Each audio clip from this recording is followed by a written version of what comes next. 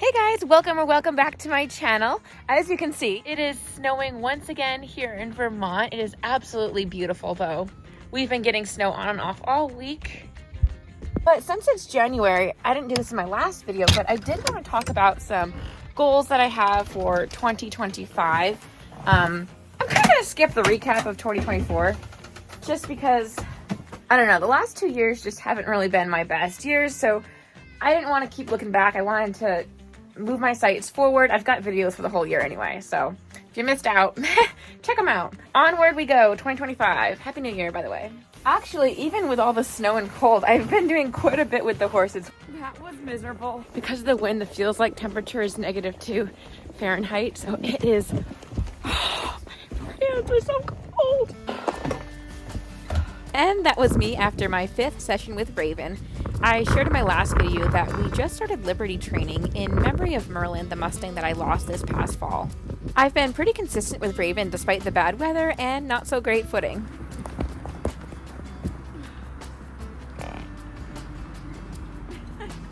The one question I keep asking myself over and over is, why didn't I do this sooner? I've wanted to do it for quite a while and have been having so much fun with it. I guess sometimes it just takes a little push. After Merlin's passing, I had taken a break from YouTube to do some soul searching and figure out my next steps. I really took it back to the basics and asked myself questions like, if I wasn't posting on YouTube, what would I be doing right now with my horses? What am I actually passionate about underneath it all? Okay, in case you're wondering, here I'm inviting her to walk towards my right, so the opposite direction. So I'm holding that invitation until she figures it out, and then immediately reward her. Anyway, so I asked myself those questions, and it was really refreshing to think about. I realized that I would do a lot more playing with my horses. I guess I have a lot of curiosity and enthusiasm around learning, and I just really get into it and sharing that journey and process and trying to become a better person for my horses. And so a lot of my goals for 2025 are going back to the heart of why I even started and what I'm most passionate about. And I think I'm on the right track by starting to train at Liberty. All right, I'm gonna grab Theodore for session 2. I've been having so much fun as I pick up training again, and you guys get to see my Liberty journey from the very beginning. So be sure to subscribe if you want to follow it. I'll be training with a method that doesn't escalate the pressure, but instead motivates the horse using positive reinforcement. Theodore is my one horse that is not a Mustang and doesn't have a background in positive reinforcement, so we're starting off with learning food manners. I know it looks like you're watching literally nothing here, and that's kind of true actually, but it is a very real part of the beginning of the journey. I'm actually most excited to see Theodore's progress in 2025 because he's my one horse that was born into the domesticated life. I've owned him for about 6.5 years, and I have learned so much from him. He's been such a good boy. But as I entered the world of Mustangs and started learning so much more, I'm starting to see things a little bit differently, and I'm wondering if he's just being a good boy because he is, or if he doesn't really feel like he has the freedom to fully express himself. So I'm trying to use positive reinforcement to draw him out, and I think I'm really going to start seeing a whole different side to him as I continue this training. I'm also interested in using it to help work on posture and have a non-riding activity. As some of you know, I had to stop riding this past year because of his thin soles. But anyway, last night I was really happy to see that he was a little bit more willing to connect than on his first session. It snowed overnight, and this morning it is really coming down. I'll start out by feeding the girls hay. I usually feed it in hay nets just to minimize the hay waste this time of year. So in addition to starting Liberty training this year, I've got a few other goals for myself. If I put it in a theme, I don't know, I guess I would say I am kind of going back to my roots and having increased focus this year. Now, I started this YouTube channel 5.5 years ago. It was a year into owning Theodore, actually, when I was starting to make huge improvements with him, or maybe I'm redefining that now, but anyway, I was starting to learn a lot, and I was overflowing with passion and excitement and enthusiasm. I felt like I was spamming my friends and family, so I started the YouTube really as an outlet to share this passion of mine. Then the channel morphed into Mustangs as that dream came true for me. This year, I do have some changes I plan on making. Unfortunately, I'm not quite ready to talk about them, but I feel really good about it, and it really is a relief to have this decision. Okay, so the outdoor spigot is frozen. which means I have to go fill the water in my bathtub. So because we live in a mobile home and underneath the mobile home is not insulated like a normal home is, you don't have the foundation, all that stuff. It's not an enclosed warm space, so the pipes just freeze. This happens every year. This is how I do water a lot of the winter. Takes a good bit of time to fill just 2 buckets. I see Sparrow prefers this hay bag here. And once my buckets have finally filled, I have to carry them through their house, try not to spill them, out the door, and then up the little hill to the horses. Sometimes I like to drink out of a fresh bucket, so I was just stopping to see if Raven wanted to drink out of it before I dumped it into the main trough. I do hope it will warm up at some point in the next few days, at least just long enough so the outdoor spigot will thaw so I can hook up a hose and fill up this trough all the way. That won't be happening these next few days, so I do want to get a little bit more water while it is feeling warmer than it had been.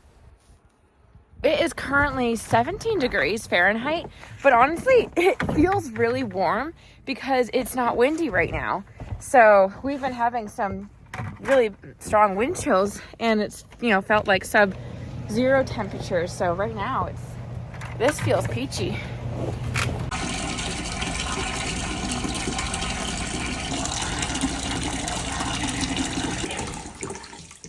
So I'll have to remember to come back and clean up my boot marks and any other water that I spill. So right now, winter chores take a great deal longer than they normally would, but I feel in good spirits through it all. While it can certainly mean more work, ironically, it can also be a really refreshing season. It's a unique time to step back and reevaluate, realign, cast the vision for the next year, and it can be an encouraging time.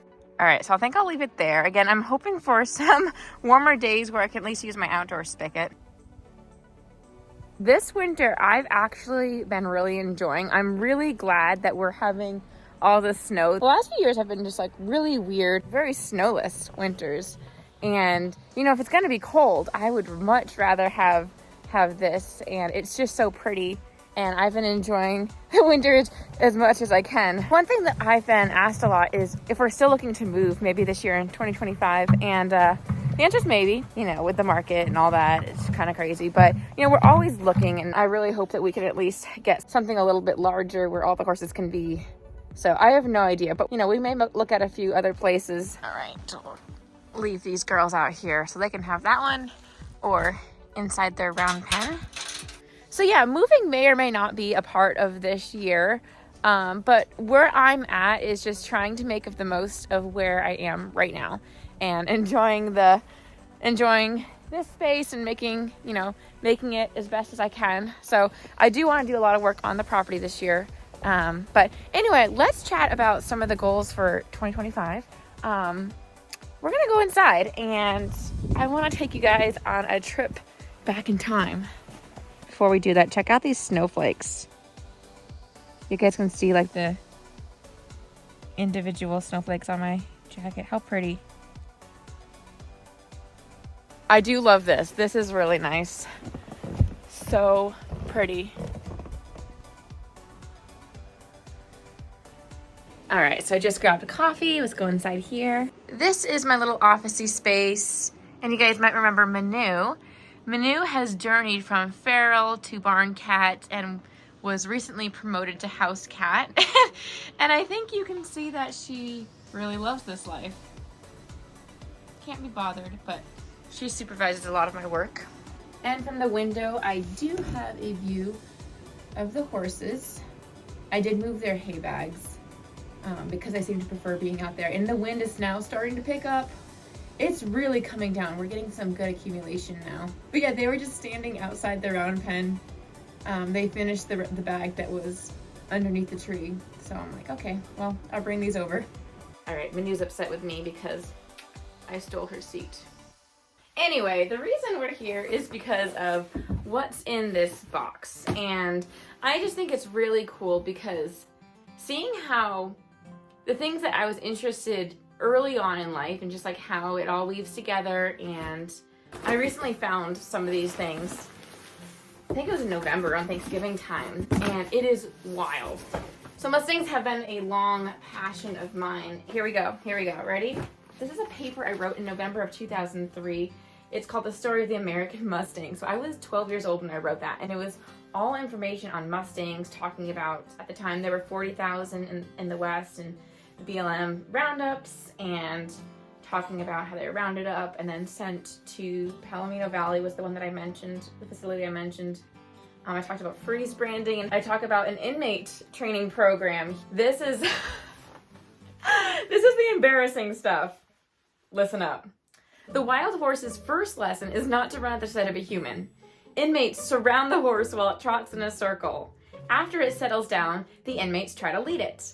Because a wild horse can easily drag one man, 3 men lead it, although they may still get dragged through the dirt. Stroking its nose, neck, and withers, the inmates act like a mare with her newborn foal. I was so naive writing this. So this is flooding. This is like hardcore flooding. Basically, the horse is so overwhelmed it's shut down. This is not like a mare with her newborn foal, but at the time, I didn't know better, and I had done a lot of watching videos at the time, but this is the stuff that I was seeing done back in the day. All right, so they're stroking the horse, they're trying to lead it, being dragged, and now stroking it. And this is the next thing I write. Now it's time for a saddle. No, it's not. No, it's not. Carefully, they swing the saddle on over and over again. After standing in the saddle for a few seconds, they mount up. After turning in a circle, the Mustang gets its well-deserved pat. This poor horse. Oh my gosh. Then after the Mustangs are finished, they're shipped to Phoenix, Arizona for adoption. And then I just write about some adoption requirements and that they're sold for $125. That is the story of America's Wild Mustang. So yeah, this is me when I was 12, but I started getting into Mustangs through reading a book and then also some documentaries that I saw. And I went largely into Velma Johnston. I actually wrote a paper about her too. Oh, and this is also from 2005, writing about Mustangs descending from the Spanish conquistador horses. And then again, Velma Johnston, who I mistyped as Welma, which I'm pretty sure Welma's from the Flintstones, right? Because I'm pretty sure that was probably messing up my head. And if you don't know about Velma Johnston, she was also known as Wild Horse Annie, and she was hugely impactful to Mustangs. During her time, there were a lot of Mustangs. There was no protection of them, so they were being chased by airplanes or motor vehicles on the ground, shot, roped. It's very sad to go and look at footage from that time. This is something that she wrote. Although I had heard that airplanes were being used to capture Mustangs, like so many of us do when something touches our lives directly, I pretended it didn't concern me. But the morning in the year 1950, my own apathetic attitude was jarred into acute awareness. So the story goes that one day she was driving to work and she was behind this truck with a trailer going to slaughter, and there was blood just dripping from this trailer, and so she ended up following it, and turned out it was a yearling that had been trampled to death by adult horses. And just seeing that was so impactful for her. That's when her campaign to save the wild horses came about. And that you might have heard, she basically enlisted a bunch of school children to write letters to Congress, and through her, the Wild Horse Annie Act. And then later in 1971 was the Wild Free Roaming Horses and Burros Act. And so because of Wild Horse Annie, Mustanging became illegal, and now they fall under federal protection. So they're under the Bureau of Land Management, which is also, there's a lot of debate over that as well, but she definitely made a huge impact on the treatment of Mustangs. I remember reading about her story and just being like, I couldn't believe that happened. And yeah, she was definitely very motivational for me, I guess you would say. This is a picture that I did of a Mustang. I tell you, I caught the bug early. And these are some stories that I wrote when I was 5, 6. I wrote a lot of stories about the man and the horse. It always starts out, the horse is good. The man is good to horse. The horse ran and ran and ran and basically did a bunch of things. The end. Here's another one. Tip is a good horse. One day, a bad man came to the horse. The man hit the horse. The man whipped the horse. The horse kicked the man. The man is mad and the horse is mad. The end. Isn't that funny though? Like, what kind of like an accurate depiction, I had no idea, but what an accurate depiction of like a lot of horsemanship these days. It's like you have a person who's angry and frustrated with the horse, and the poor horse is getting mistreated as a result, and then everyone's just angry and upset. The end. I think I was largely inspired by the movie Black Beauty. To this day, it's my favorite movie because I feel like it really does a good job at depicting a horse's life. What's the statistic? Like the average horse changes hands 7 times. I feel like maybe that's not high enough. But horses, they tend to just like bounce from home to home throughout the course of their lives, and it's so sad. Sometimes the owners are good and sometimes they're bad, and I think that was, I don't know, as a kid though, it's like, you know, the horse is good. It's cool that I recognized the horse was good. Then there was this. This was crazy. Finding that, this is a journal I wrote, and the purpose of it was figuring out who I am and like fitting the pieces together of my life. And I don't want to read all of it because it kind of is like personal. So 2005, I was 13 when I wrote this. So I'm like trying to figure out, what am I doing? I still feel like I'm doing that though.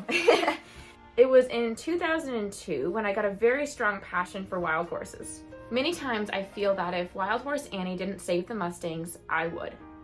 Okay, I think I have to say, like, part of me is like, oh gosh, I probably didn't really know what I was writing about. Like, obviously I'd done my research on her, but you know, as a kid, I don't know. Maybe as an adult, maybe I'm just self-limiting. I don't know. But I feel like I wouldn't want to compare myself with her. Anyway, continuing on. I have read many books and seen many shows about wild horses. When I heard about the Bureau of Land Management and the Adopt a Horse program, my passion grew. I think these wild beauties are the horses in my future. I would gentle them and maybe sell them to perfect homes. That's literally what I've been trying to do. I haven't seen this, guys. I just found in November of this year. This is my first time seeing this since 2005. So I kind of forgot this existed. So that's what I mean. It's like, wow, all these things are like, I'm kind of doing a form of the things that I wanted to do back then. And I think the direction that I'm going in now is I want to promote kind treatment of horses, because I think there's a long ways to, and this is not even just Mustangs, but I think it's across the whole horse world. Like, I think horses are greatly misunderstood animals. I think we as humans are just very selfish people. And sadly, oftentimes we don't even know it. And going back to Mustangs, it's like my heart's desire. I'm committed to the horses I have right now, and that's why I still have them. Guys, I don't want my horses getting bounced around from home to home. Like, I am their guardian, I'm their caretaker, and that's why I'm just like kind of, they're technically all like available for adoption, but my goal is not to make money off of them. My goal is not to just do these flips. I'm a guardian. So I do, however, want to keep gentling horses, and I want to keep doing better. Like, all of my videos from all my series, I'm like ashamed of them. Like, I don't share those with people. I'm embarrassed about them. I feel like I've grown a lot as a person since then. I'm like, oh, I want a chance to do it better. And I want to keep learning, promoting kinder, ethical treatment of Mustangs. So that's kind of my heart's desire, but I'm not in that spot right now. So I'm trying to learn to be content in this moment now. And right now, kind of, I guess, I'm just like spitballing here. There's no plan for this video. But so going into 2025, my goals are, it's a big learning year. Right now, I'm enrolled in a Liberty course, but this course is concerned about their mental, emotional state. And that is a huge thing for me, because I think that gets ignored so often. Look at all this. No. That's like, wow. Pretty good. You're a pretty ice princess, yeah. Look at you. You're a pretty ice princess. In addition to starting Liberty this year, there are so many things that I want to do and learn about, and I'm in this spot of just trying to figure out how I can maximize my learning and growth with the resources that I have, both financial and time-wise, I am not going to be able to do everything that I would like to do because of those reasons. I'm just trying to figure out what can I do in my situation right now and finding that contentment where I'm at. I can do so much learning. We're in the age where resources are just at our fingertips. Just yesterday, I went to a webinar with Janet Jones, who's the author of Horse Brain, Human Brain, and that was a free online resource. And then there's courses, clinics, classes, that sort of thing where you're really expediting your learning. And I really hope to do more of that this year.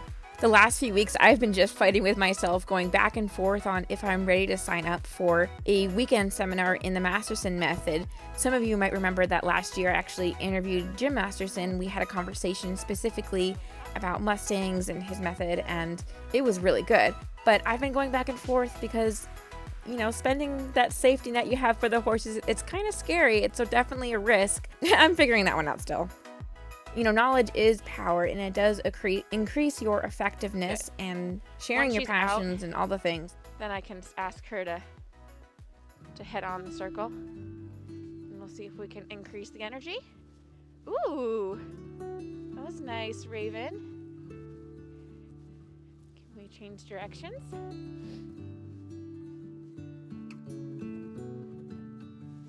Increase the energy. And think about walking. Good. Oh my gosh. When I think about my goals and wishes for 2025, I think that at the heart of it is contentment in this season that I'm in, where I cannot do everything that I want to be doing.